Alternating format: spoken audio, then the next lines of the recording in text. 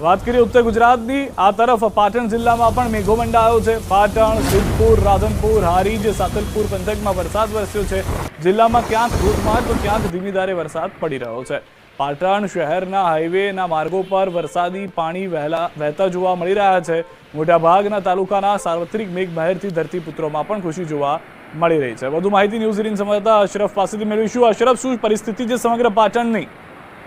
બિલકુલ સિદ્ધાર્થ, બપોર બાદ અચાનક સમગ્ર પાટણ જિલ્લામાં વાતાવરણમાં એકાએક પલટો જોવા મળ્યો હતો। જે પાટણ જિલ્લાના ખેડૂતો લાંબા સમયથી મેઘરાજાની રાહ જોઈ રહ્યા હતા, તેને લઈને આજે જે રીતે હવામાન વિભાગે પણ આગાહી પણ કરવામાં આવી હતી, પરંતુ જ્યારે બપોર બાદ વરસાદી માહોલ છવાતા તમામ તાલુકાઓમાં નોંધપાત્ર વરસાદ જોવા મળી રહ્યો હતો અને મોટા ભાગના વિસ્તારોમાં ક્યાંક ધોધમાર તો ક્યાંક ધીમી ધારે વરસાદ પડ્યો હતો, જેને લઈને જે નીચાણવાળા વિસ્તારોમાં કાયમી પાણી ભરાવાની સમસ્યાઓ છે તે સામે આવી છે। જે રીતે પાટણ રેલવે ગરનાળો હોય કે ચાણસ્મા હાઈવે ઉપર, તે હાઈવે પર વરસાદી પાણી ભરાયા હતા, પરંતુ ચોક્કસ કહીએ કે લાંબા સમય બાદ જે વરસાદ વરસ્યો તેને લઈને ધરતીપુત્રોમાં અનેરો આનંદ છવાયો છે। કારણ કે શરૂઆતના વરસાદમાં સરસ્વતી, સિદ્ધપુર જે તાલુકાઓમાં છે તે વાવેતર થઈ જવા પામ્યું હતું અને તે વાવેતર પર વરસાદ ન આવવાના કારણે સંકટ ટોળાઈ રહ્યો હતો। બીજી બાજુ વડિયાદ પંથક જે કહેવાય છે, સમી, હારી, શંખેશ્વર વિસ્તાર, ત્યાં પણ ક્યાંક વાવણી લાયક વરસાદ ન થવાના કારણે ધરતીપુત્રો ચિંતિત હતા, પરંતુ આજે જે રીતે બપોર બાદ વરસાદ વરસ્યો છે, મોટા ભાગના તાલુકાઓમાં 4 મીમીથી લઈને લગભગ 1 ઇંચ જેટલો વરસાદ અત્યાર સુધી નોંધાયો છે, જેને લીધે ધરતીપુત્રોમાં પણ